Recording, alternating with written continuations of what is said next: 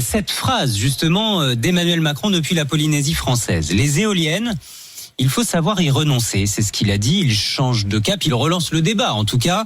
Là où ces projets créent trop de tensions, là où ils dénaturent, là où ils défigurent le paysage, il faut appliquer un pragmatisme au cas par cas. Voilà ce que dit Emmanuel Macron. Vous êtes d'accord ou pas? Peut-être que vous avez des éoliennes près de chez vous, un projet éolien en construction là aussi à côté de vos habitations.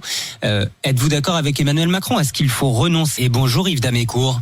Bonjour. Merci d'être avec nous si tôt ce matin. Vous êtes ancien conseiller régional de la Nouvelle-Aquitaine, porte-parole du mouvement pour la ruralité. On vient de l'entendre, d'ailleurs c'est bien le problème, Yves Damécourt.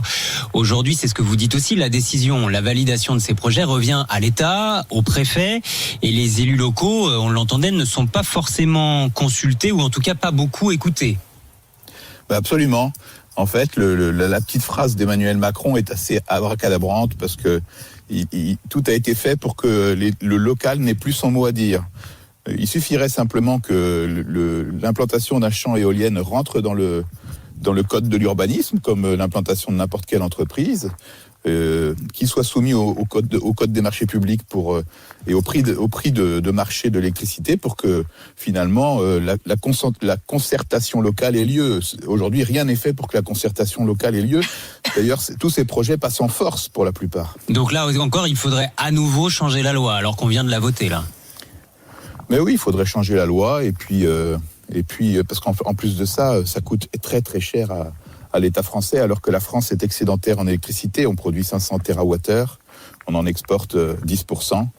Et aujourd'hui, c'est pas des éoliennes dont on a besoin, c'est de prolonger la durée de vie des centrales nucléaires. Le président dit qu'il faut être prudent et réagir localement, mais dans le même temps, il annonce la fermeture de 12 réacteurs, c'est-à-dire l'équivalent de 28 000 éoliennes. Oui, c'est ça. Par exemple, si on veut remplacer Fessenheim, il faut construire 900 éoliennes, c'est ça, au bas mot ?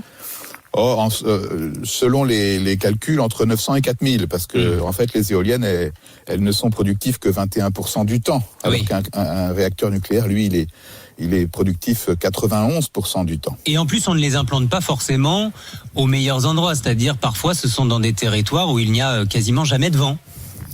C'est le problème, c'est-à-dire qu'en fait, aujourd'hui, il y a des éoliennes qui produisent plus de subventions que de l'électricité. Parce que comme le prix de rachat de l'électricité éolienne est bien supérieur au prix du marché, eh bien, les gens qui construisent ces champs d'éoliennes, ils les construisent simplement pour récolter des subventions.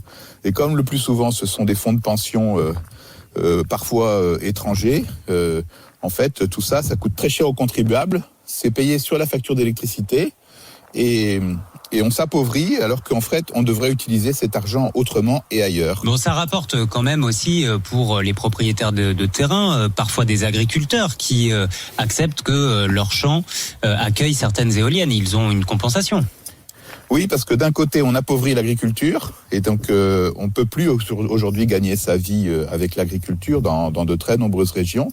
Et de l'autre côté, on dit aux agriculteurs, mais si vous voulez gagner votre vie, on va vous implanter des éoliennes dans votre champ et comme ça, vous allez gagner votre vie. Donc en fait, c'est terrible ce qui se passe. Il faut faire tout le contraire. Il faut organiser les choses pour que le revenu agricole augmente et que les agriculteurs puissent gagner leur vie en produisant des aliments. Aujourd'hui, on importe 60% des fruits, on importe 40% des légumes, 50% de la viande blanche, 25% de la viande rouge, alors que la France est une grande puissance agricole. Et donc, il faut arrêter d'appauvrir l'agriculture pour qu'elle gagne sa vie avec l'agriculture. Et puis ensuite, il faut plutôt entretenir le parc nucléaire, voire créer des centrales nucléaires de nouvelle génération.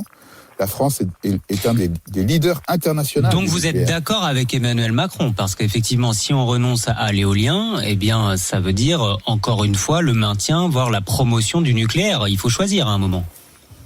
D'accord avec Emmanuel Macron. Emmanuel Macron dit que le nucléaire est une chance, mais d'un autre côté, il veut fermer 12 réacteurs. Donc c'est quand même très curieux. Vous seriez pour continuer le nucléaire et limite ne continuer que vers cette énergie? Le nucléaire, c'est l'énergie la plus décarbonée qui soit. Et au niveau mondial, c'est celle qui a provoqué le moins d'accidents et le moins de décès. Et donc aujourd'hui, il faut surtout que la France ferme sa dernière centrale à charbon. Ce qu'elle ne fait pas. D'ailleurs, Emmanuel Macron a repoussé de 4 ans encore la fermeture de cette centrale à charbon. Il faut investir dans le nucléaire, à la fois prolonger la durée de vie de nos vieux réacteurs, aller vers l'implantation de nouveaux réacteurs avec des nouvelles technologies et travailler sur le traitement des déchets. Notre prix Nobel de physique Gérard Mourou, en 2018, a déclaré qu'avec le laser, puisqu'il est l'inventeur du laser, on pouvait réduire la radioactivité des déchets nucléaires de 1 million d'années à une demi-heure. C'est pas n'importe qui le dit, c'est un prix Nobel de physique. Merci beaucoup Yves Damécourt, ancien conseiller régional de Nouvelle-Aquitaine, porte-parole du mouvement de la ruralité,